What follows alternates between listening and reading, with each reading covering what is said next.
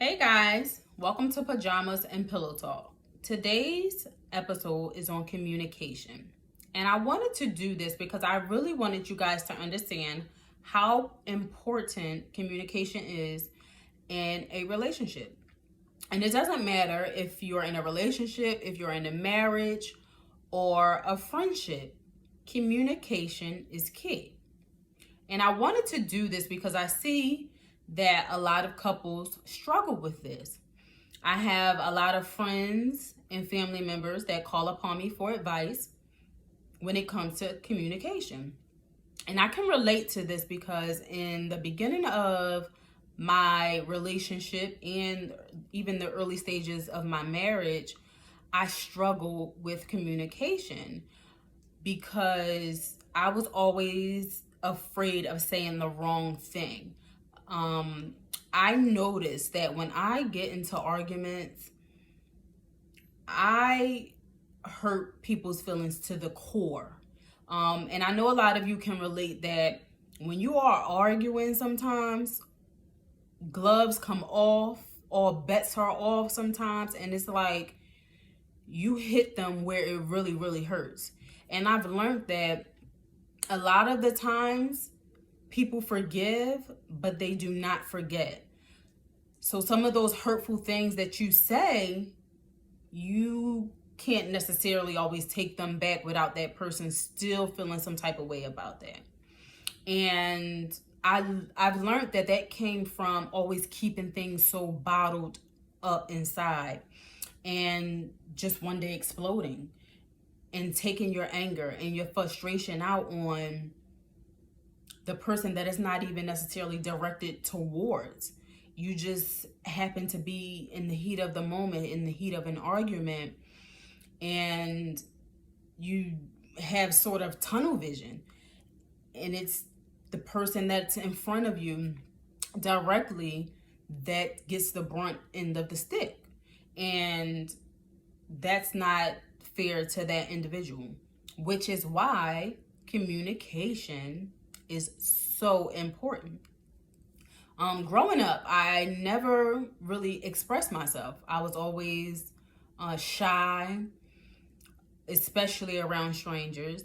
And it wasn't until late teens that I really started to open up and accept who I was, accept my voice, understand that my voice mattered. And it had a lot to do with my sisters pushing me. And it actually came from singing. No one knew that I could sing. And then one day we're in my sister's house and we're like cleaning. I think we're like painting the walls or something, y'all. And I just bust out singing this Beyonce song. And I just remember that my sisters and them just got real quiet while I'm singing and hitting the high notes. And I happen to peek over the couch and they looking at me like, girl, was that just you? And ever since then, they would like push me like to sing in front of the mayor, just to sing in front of a lot of people. But what they didn't realize was that helped me with communication because it helped me get over my fear, over that shyness, over that hump of keeping my feelings bottled in and not being able to express myself to people and not tell people how I felt. I remember when I was kind of getting out of that phase of the shyness and the quietness. I still did not know how to properly communicate. I was still pierce people with my words and hurt them extremely bad and not even meaning it. I would say things and before I knew it, it was out and I couldn't take it back. I'm like, shit, I didn't mean it in that way. I may have, meant some things, but not all of the things that I mean for it to come out in that way. And being in this committed relationship and in this marriage, It helped me to understand that. It helped me to understand that you can't have these shouting matches because you're not being heard. The other person is not being heard. And so at the end of the day, that problem is still there. What have you resolved? Nothing, because you are not properly communicating with each other. All you are doing is shouting at each other. You're having a shouting match. So no one is being properly heard. He doesn't or she doesn't know what it is that you're feeling or what it is that you're hurting from, what it is that you have an issue with or a problem with, because it's not being properly and clearly communicated.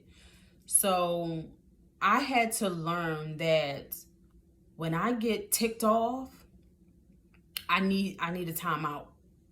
Like, I need to come down, y'all. I'm telling you, I go to, forget 100, I go to 1,000 real quick. And so I've learned to temporarily walk away. And trust me, it's beneficial. It's for the benefit of both of us that I take a time out. All right? I tap out. I need a time out because I'm going to say some things that's going to hurt you to the core.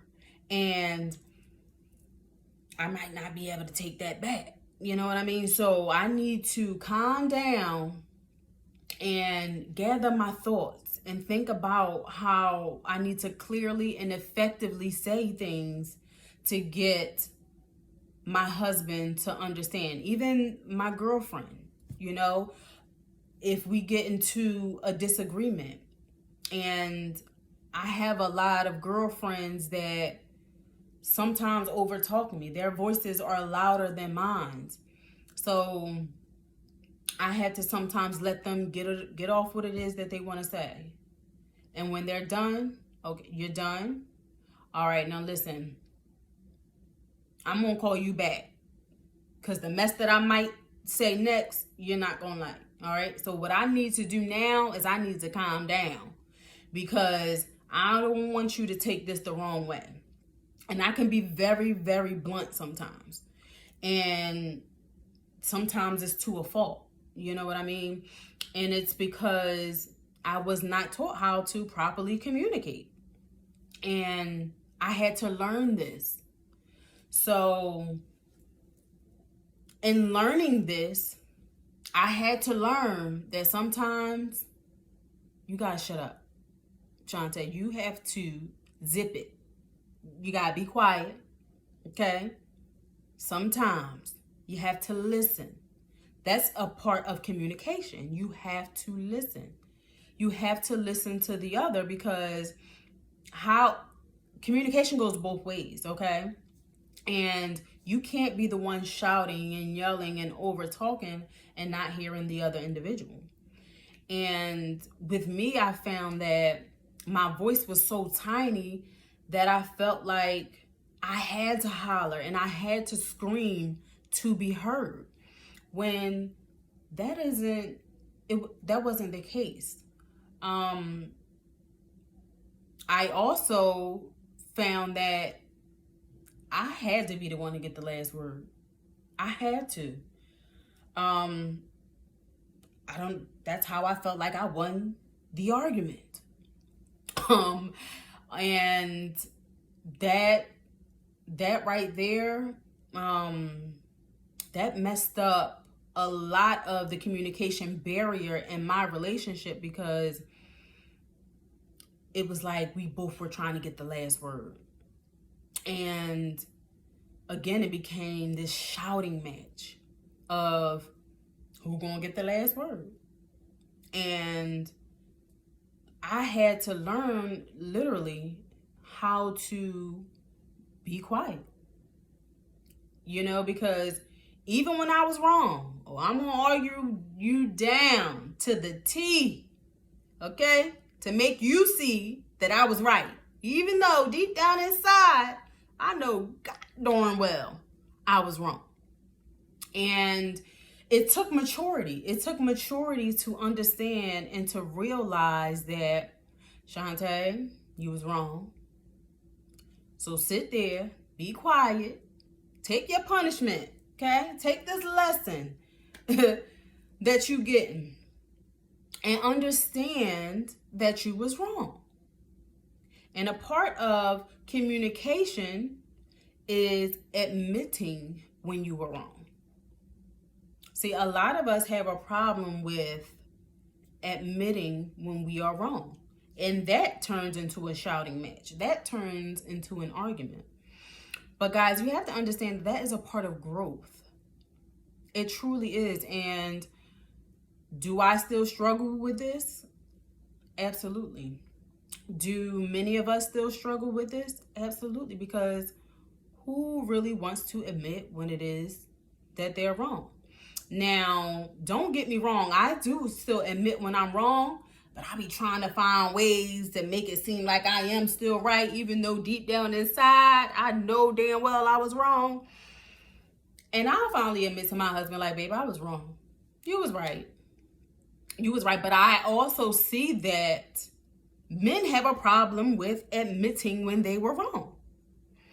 And I try to get my husband to understand that the same way how you would like for me to admit when I'm wrong is the same thing that you have to do when you are wrong. It's still all a part of communication. And I am learning to not walk away. And again, it's not that I walk away and I'm done with the topic forever. I have to walk away to calm down. Because when I'm hot, honey, fish grease, it takes a minute for me to I'm talking about y'all, I'm shaking. Okay? I'm ready to rip somebody's head off. So I need to calm down. But in being together for so long, 13 plus years, he now knows this about me. And he understands this.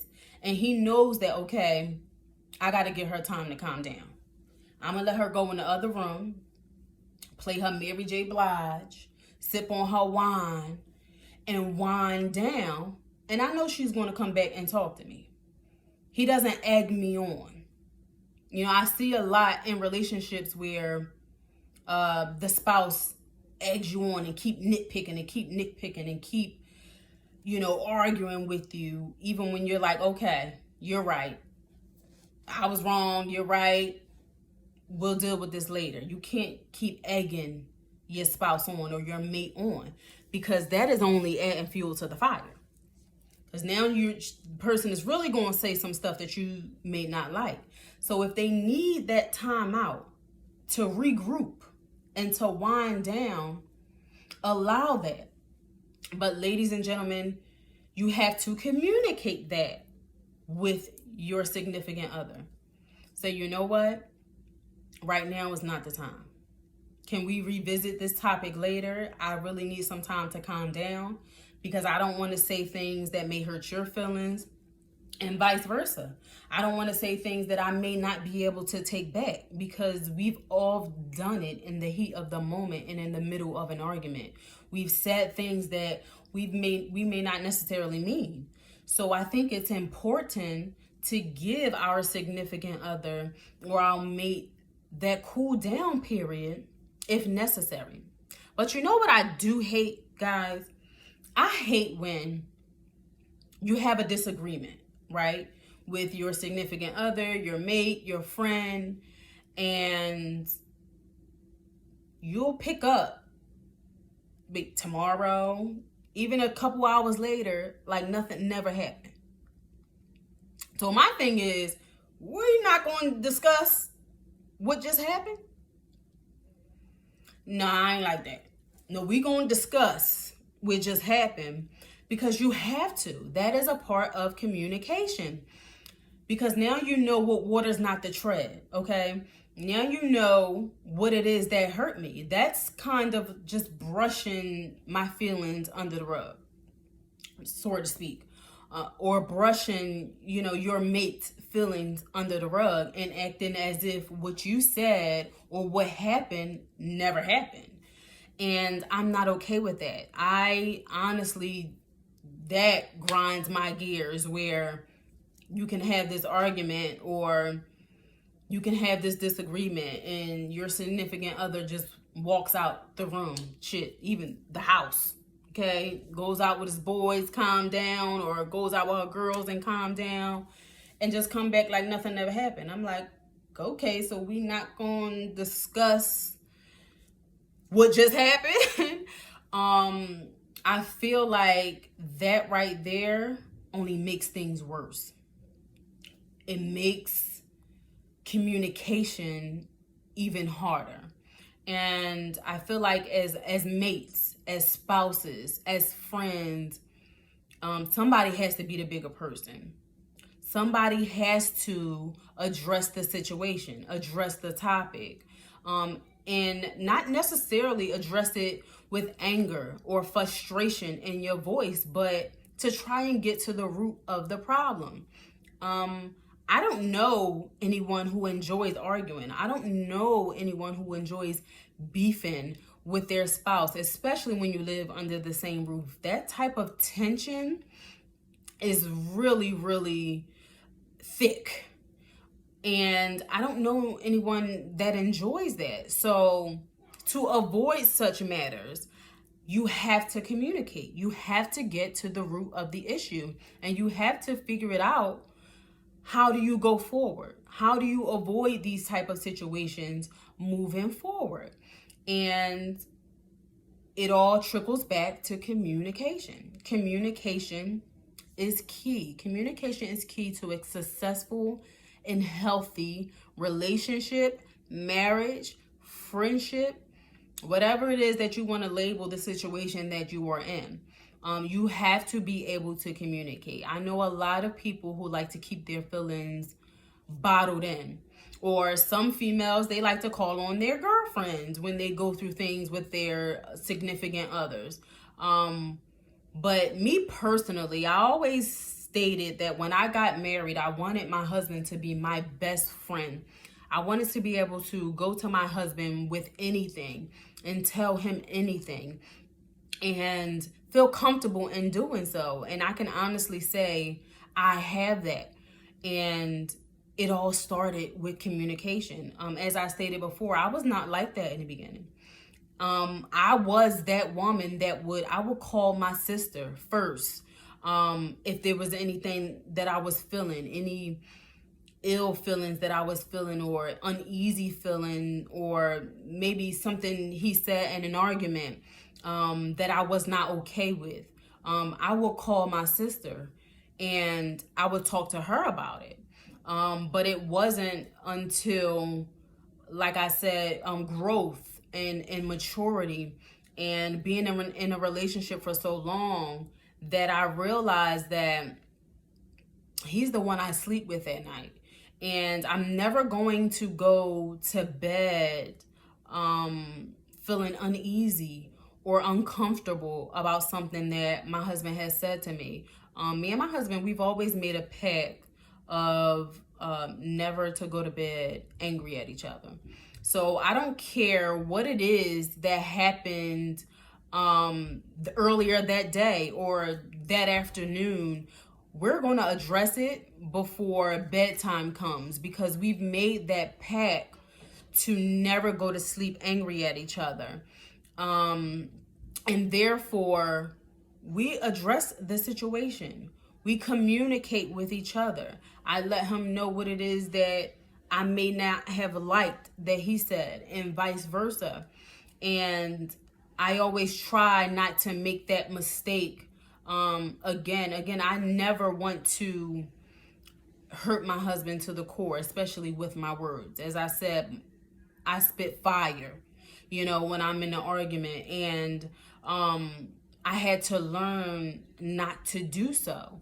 And I had to really dig deep within myself, and again, learn to walk away sometimes when I'm heated. And when I say walk away, he may be in the downstairs office and I'm just going to the master. But it's not walking away while he's talking. I do let him know, okay, I need a break. And then we can resume this conversation later, because I'm not sure if it's the way that my interpretation of communication is coming off, but I don't necessarily mean it in a hurtful way.